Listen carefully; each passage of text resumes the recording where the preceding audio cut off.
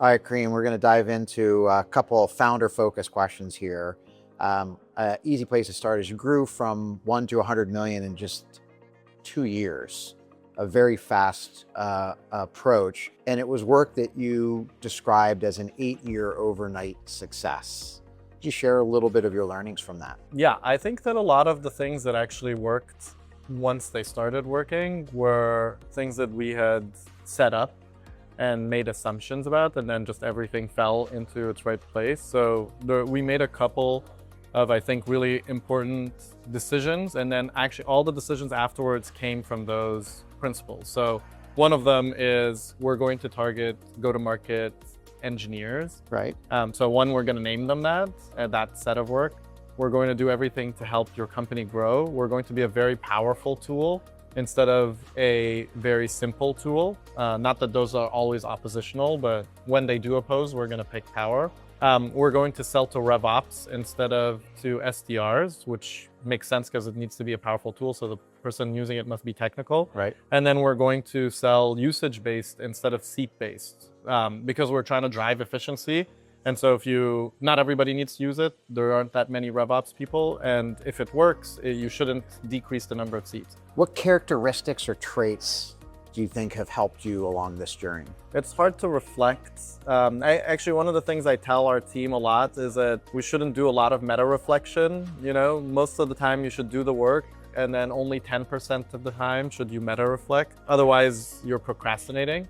But since we're in a moment of meta reflection, I think I would say that the most important thing is that I have a very high tolerance for emotional pain. I don't need a lot of time to recover from it, and I can move on to the next thing. And so we're context switching. Well, I felt your story on stage was telling about hiring the person that you felt and knew was a good fit for Clay, but their initial role inside the organization was not a successful one for them. And as opposed to just throwing them out, you committed to, well, let's try and find you a place where you can have success. We've had that many times. So it's not, and there's many kind of like people who maybe they entered into the wrong role, maybe they entered at the wrong level, or maybe what they want has changed actually. And it doesn't always work out, but when it does, it's very helpful. It's a great story. All right, non-attached action philosophy. Right. Could you tell us about that? Well, actually, our head of support, George, came up with that principle. Okay. And he was trying to combine what he kind of perceived as like my non-attachment philosophy with my co-founder, Varun's like, let's do things right now. I love this. And so we figured out that's kind of how we operate. So I think a lot of your culture you should discover as opposed to kind of enforce, because it is what's working for you and you just need to describe it. And so the more unattached you can be, the more clearly you can see what's happening, and then you can adjust your action. But you should always be taking action rather than what we said before, procrastinating. Warn me before we play poker sometime to try and lead you. All right, last one for you, and we'll try and do this one in a hot take.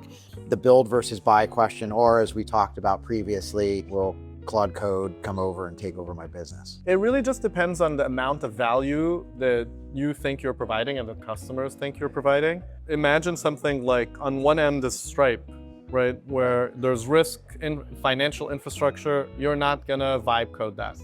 It may be a calendaring kind of like task app, that's for personal use. Maybe you will vibe code that. Right. And I think where along the spectrum are you in what you've built? And I think it's important to think about, one, does your product self-improve with more customers? This is a typical kind of moat. If it doesn't, then maybe you can build it from scratch. But two, does building it from scratch actually provide more value? Or does the person really prefer to have something that embeds all of the knowledge in it? I'll give you an example that we didn't talk about in the thing, but I once tried to make a custom shirt and I got 100 choices.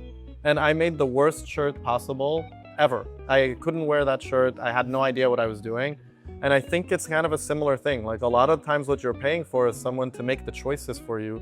The code itself isn't actually the artifact that is costing money. What's your point of view on investing in brand and content versus the product side of the house? How do you think about that vector? I think in general, we have decided to overinvest in things people are underinvesting in. So that is brand, recruiting, all of our content strategy, community, events, all of these things. We've hired people, sometimes who've never done the job before, but we think are really smart or really special in what they're bringing. And we've given them free rein to really do whatever they think is necessary. And because of that, I think we've done really differentiated things that people actually connect with. You kind of see these as ancillary, like support kind of roles in a tech company. And I actually think if you treat them as primary roles, you will get way more benefit out of them.